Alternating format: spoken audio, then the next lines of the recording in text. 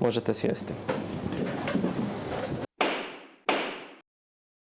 Danas imamo zanimljiv slučaj pješakinje Ozane protiv vozača Andra. Možete predstaviti svoj slučaj. Pješakinja Ozana datuma 11. srpnja 2026. godine doživjela je strašnu traumatičnu nezgodu koja je bila posljedica brze, neodgovorne vožnje vozača Andre. Hvala vam, odvjetniče Glavić. Dopustite časni slučaj da ispričam svoju perspektivu. Čokolino, Isuse, čekam ovo cijeli dan. Ovo je predobro. Da, Čokolino, Isuse. Ha? Moj Čokolino! Ljudi poput tebe ne zaslužuju Čokolino! Vrati ga odmah!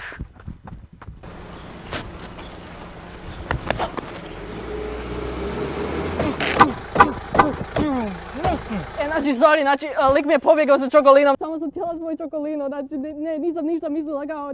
Bog! I, pješakinja Ozana, što se dalje dogodilo?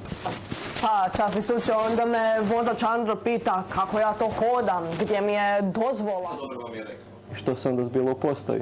Pa to već znate, oduzeli su joj hodačku Dragi Andro, dozvolu. ne javljaš se na mob, čekam pitala te sam i ja dalje, nikako, ne oni ljutim se, očekuju da se ali ja zadavila krećem bi te okolo. najrađe. Mislim, Sam da nisi ja htio ne nadrapat, vozim, ja nisam to je u vozač. redu, Kako ali ja sad oni ne mrem očekuju hodat i da se full ja sam u krećem bedu, okolo? samo sam htjela svoj Čokolino. Zar je to puno, sad je izlazit iz kreveta muka i traje full dugo, kujiš, ne boli me što si me pogazio, sad to je krivnja moja, samo više ne smijem koristiti svoja stopala, tvoja, nisam ni vratila Čokolino. Majku mu, gdje ću naći vitamine koje stavljam u zdjelu tu, daj nazovi me. Možemo se dogovorit fino i možda napokon dobim svoj Čokolino. Jutro hladno kao mlijeko u mom Čokolinu. Odem u Konzum, po drugi nađem praznu policu. Nemaju više ni Linofit u pičku materinu. Podsjeća me da je sve grozno, sve grozno.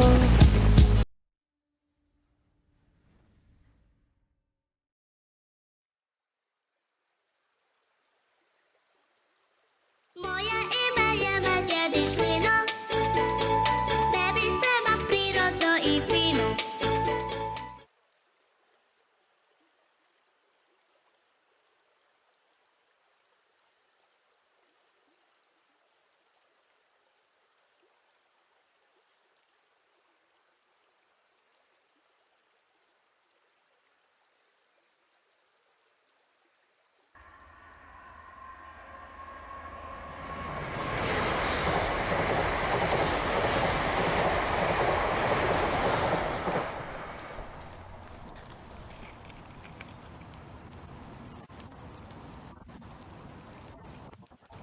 Gospođo, jel može plivačka dozvola? Dozvala jebate, od kineski pričam. Če ovo stvar koja postoji, kako se možete ponašati tako, ja sam skoro učinila samoubojstvo i vi se... A koji kurac ti radiš sa tim Čokolinom? Jebem ti strinu!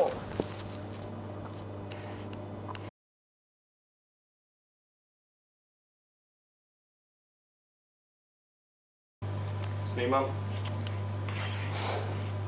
Časni slučaj, mi kao porota smatramo da je vozač Andro nevin. Jel' tako? Da. I tako, po izjavama porote, vozača Andra proglašavamo nevinim.